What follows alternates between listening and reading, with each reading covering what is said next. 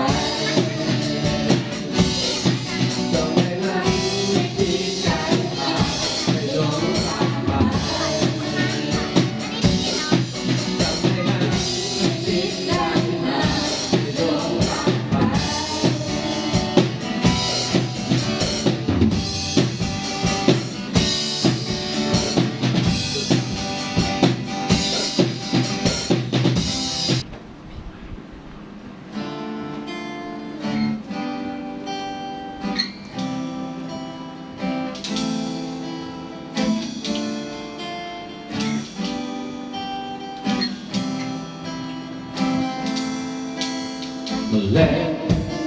อาเล็กจะพอลงดินจะโตขึ้นเป็นต้นใหญ่ให้โน้มมากมายได้ที่อาศัยก็เพื่อโน้ม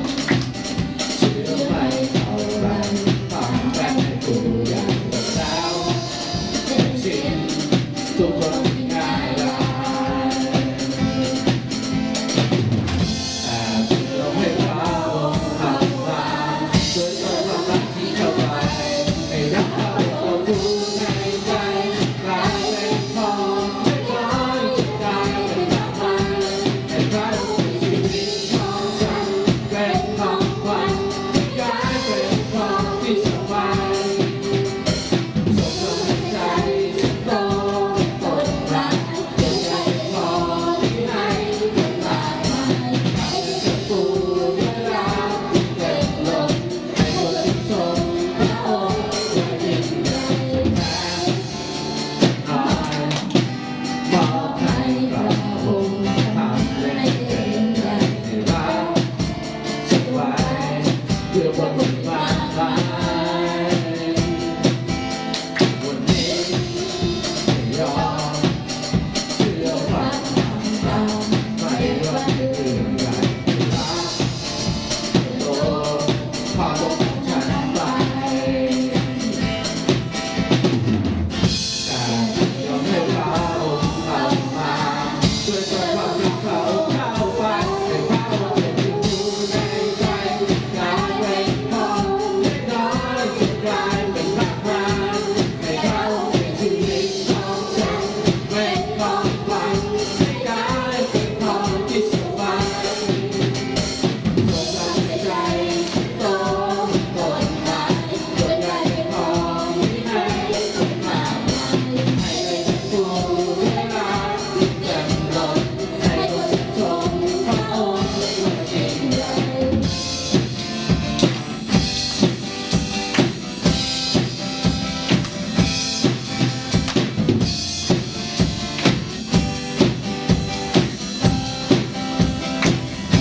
ให้รักพระองค์ตัวผู้ในใจ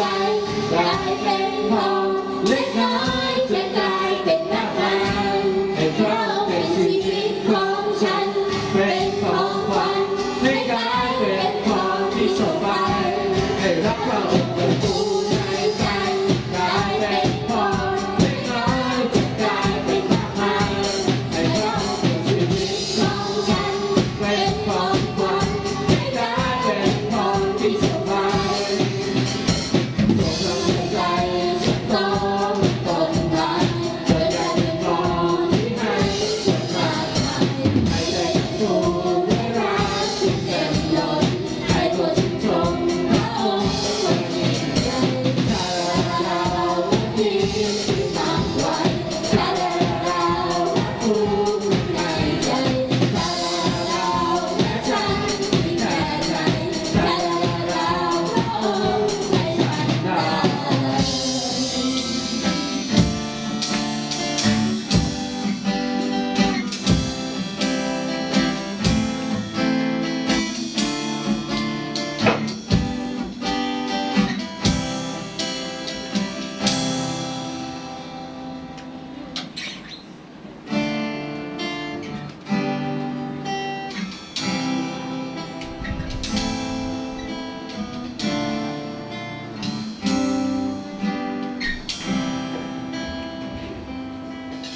อยู่ในดวงแสงทองที่ส่องสวยงามอยู่ในคราวพื้นดินมีดอกไม้บานมีต้นไม้ร่มเย็นมีทะเลลำธารมีท้องฟ้าที่สดสวยงาม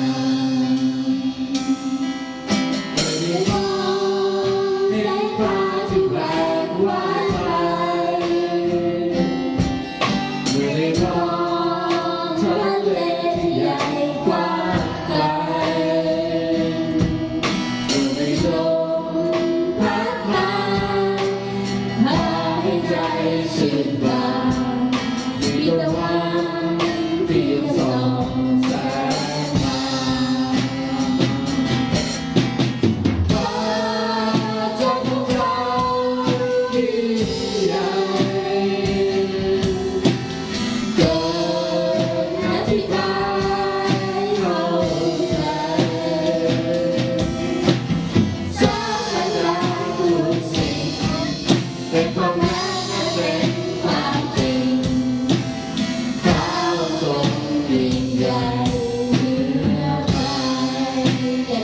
างนะคะ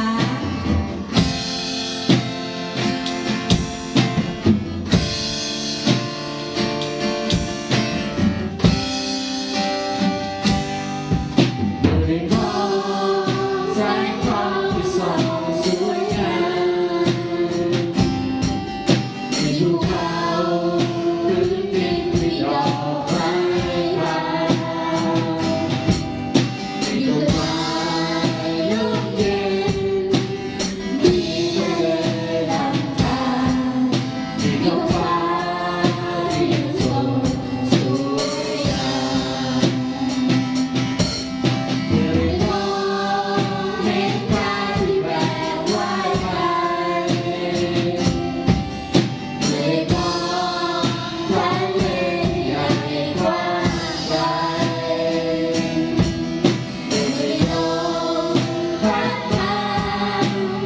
หายใจชื่นบานมีตะวันที่ส่องแสงมา ความจำของเรายิ่งใหญ่เกินอธิบายเข้าใจสร้างพลังทุกสิ่งเป็นความรักและเป็นความจริง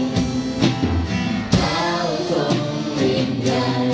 เหลือใคร ความจำของเรายิ่งใหญ่เกิ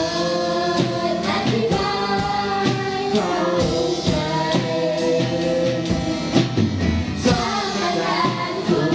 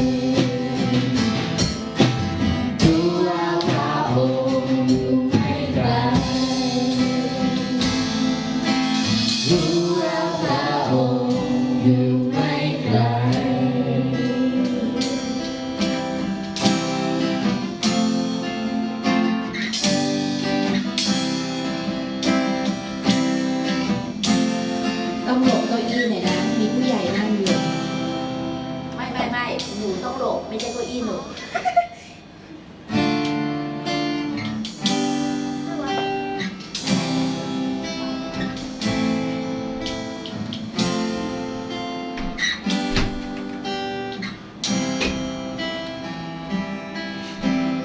ทั้งชีวิตจิตใจเราไว้ให้พระเจ้านำหวัง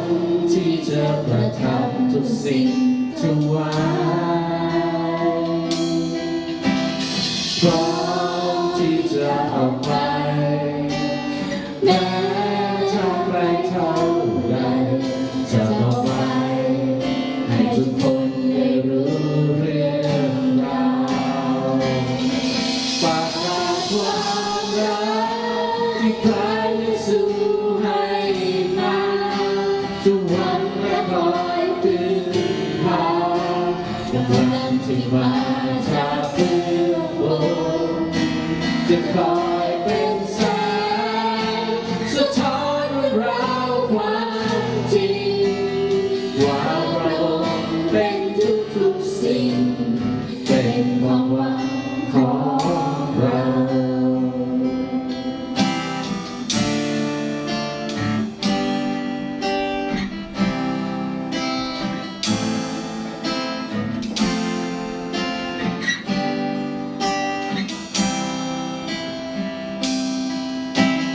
พร้อมที่จะอดทนใจร้อนกำลังสู้ไปดูพระองค์อยู่ในจิตใจของเราเราคอยรู้ลงมาเพื่อเป็นแสงความแรงของใจและไปให้ทุกคนได้รู้เรื่องราว ฝากความรักที่พระเยซูให้มาทุกวันและคอยพึ่งพากำลังที่มาจากเพื่อนและคอยเป็นแสงสะท้อนเรื่องราวความจริงว่าเราเป็นทุกๆสิ่งเป็นความหวังของเรา ประกาศความรักที่พระเยซูให้มาระวังและคอยตื่นมากำลังที่มาจากเบื้องบนจะคอยเป็นแสงสะท้อนเรื่องราวความจริงว่าเราเป็นทุกๆสิ่งเป็นความหวังของเรา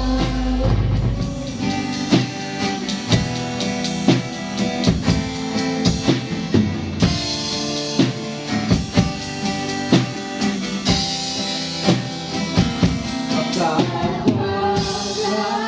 กที่พระเยซูให้มาทุกวันและคอยพึ่งพา